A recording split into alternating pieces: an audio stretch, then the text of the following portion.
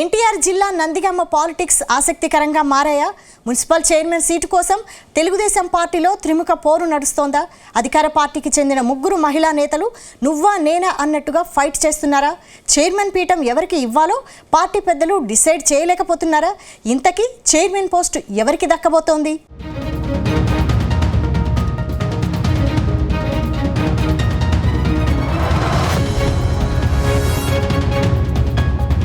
ఎన్టీఆర్ జిల్లా Nandigama municipal chairman సీటుపై ఆసక్తి నెలకొంది. ఇప్పటికే నోటిఫికేషన్ వెలువడడంతో ఈ నెల 3వ తేదీన కొత్త మున్సిపల్ చైర్మన్ ను ఎన్నుకోబోతున్నారు. దాంతో తెలుగుదేశం నేతల మధ్య తీవ్ర పోటీ నెలకొంది. తెలుగుదేశం పార్టీకి చెందిన ముగ్గురు కౌన్సిలర్లు చైర్మన్ పోస్టు కోసం పోటీ పడుతుండటంతో పదవి ఎవరికి దక్కబోతోందనేది ఆసక్తికరంగా మారింది. నందిగామ మున్సిపాలిటీలో మొత్తం 20 వార్డులు ఉండగా వైసీపీ పార్టీకి 13 మంది కౌన్సిలర్లు ఉన్నారు. అటు తెలుగుదేశం పార్టీకి 6, జనసేన పార్టీకి 1 కౌన్సిలర్ ఉన్నారు. అయితే ఇటీవల వైసీపీకి చెందిన 6 కౌన్సిలర్లు తెలుగుదేశం పార్టీలో చేరడంతో చైర్మన్ పీఠం తెలుగుదేశం పార్టీ ఖాతాలో పడబోతోంది. దాంతో వేగంగా పావులు కదుపుతూ చైర్మన్ పీఠాన్ని దక్కించుకునేందుకు టీడీపీ లీడర్లు ప్రయత్నిస్తున్నారు.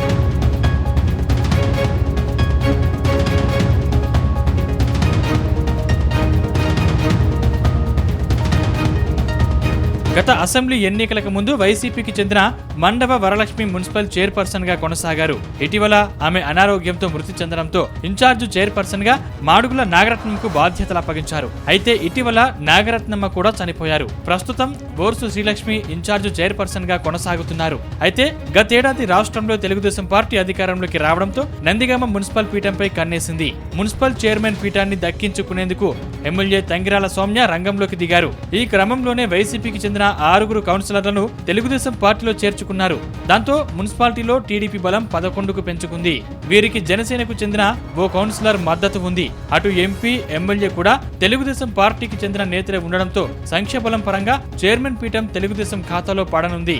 ఈ నేపథ్యంలో చైర్మన్ పీఠం కోసం ముగ్గురు కౌన్సిలర్ల మధ్య తీవ్రమైన పోటీ ఉన్నట్టు తెలుస్తోంది.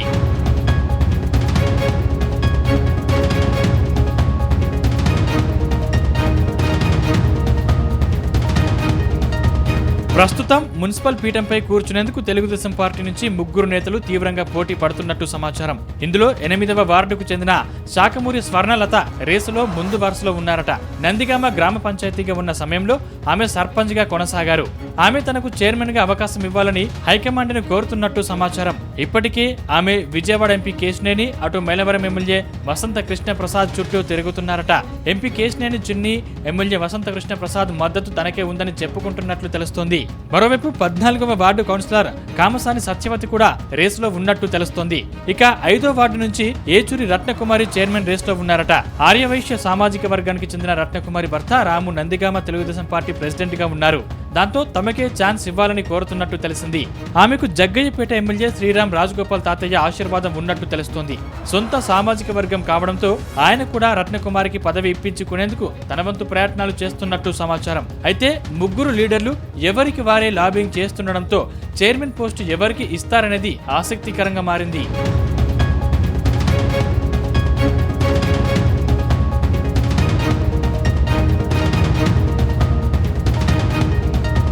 మొత్తంగా నందిగామ మున్సిపల్ చైర్మన్ సీటును ఎమ్మెల్యే ఆశీర్వదించిన నేతకే దక్కే అవకాశం ఉందని ప్రచారం జరుగుతోంది. అయితే ఈ ముగ్గురు మహిళా లీడర్లలో ఎమ్మెల్యే తంగిరాల సౌమ్య ఎవరి వైపు మొగ్గు చూపుతారనేది ఆసక్తికరంగా మారింది. మొత్తంగా మున్సిపల్ పీఠంపై కూర్చునే లీడర్ ఎవరో తెలియాలంటే ఈ నెల 5వ తేదీ వరకు వేచి చూడాలంటున్నారు.